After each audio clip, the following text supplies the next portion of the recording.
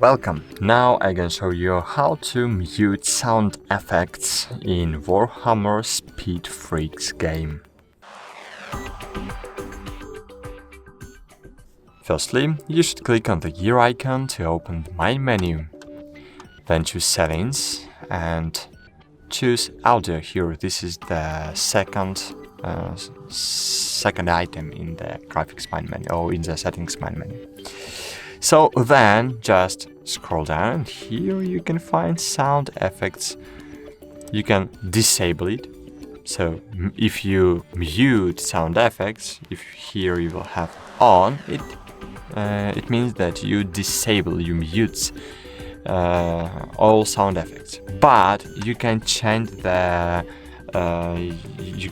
level of sound effects. So for example, you can set it up to 29 or 30, for example. In this case, you will still hear sound effects, but sound effects will not be too loud.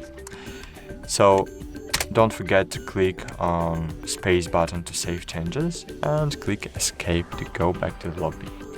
Thanks for watching, like this video and bye. See you!